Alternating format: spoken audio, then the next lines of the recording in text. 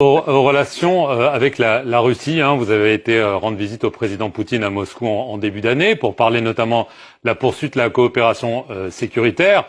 Alors, pendant des années, cette coopération a pris le visage du groupe Wagner dans votre pays, depuis le décès brutal de son chef, hein, Evgeny Prigojine, en août 2023.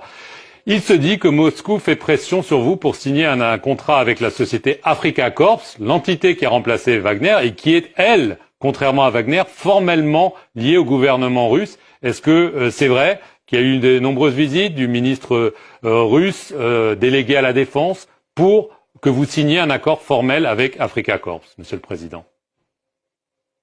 Mais pourquoi vous parlez de pression?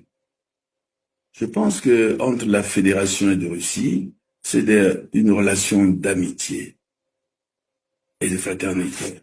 La Russie, à un moment donné où nous étions en très grande difficulté, la Russie est venue à notre secours, parce que nous l'avons demandé. Et nous sommes en partenariat, c'est une coopération comme nous entretenons avec tous les autres États, parce que la République centrafricaine est aussi jalouse de sa souveraineté. Et nous travaillons vraiment en bonne intelligence avec la Fédération de Russie, comme avec d'autres pays. Et vous parlez que tout ça, c'est toujours Wagner et tout ça. C'est toujours des propos pour essayer de noircir, beaucoup de désinformation. Mais je dois vous rappeler, vous savez qu'en 2017, ici en Centrafrique, c'est l'Union européenne qui était chargée de la formation de nos forces de défense et de sécurité. Un bataillon formé, nous n'avons pas, on n'avait pas, parce que les rebelles qui avaient occupé le pays avaient vraiment pillé nos armureries, nos poudrières. Il n'y avait rien. Donc, à l'issue de cette formation, il fallait des armes.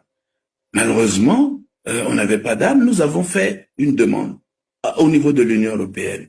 Et l'Union européenne, à l'époque, c'était Madame Mogherini à qui j'avais écrit. Il m'a fait savoir que les traités de l'Union européenne ne permettaient pas de nous aider. Et avait demandé aux autres États. Personne n'a réagi. Et je fais l'économie de l'histoire.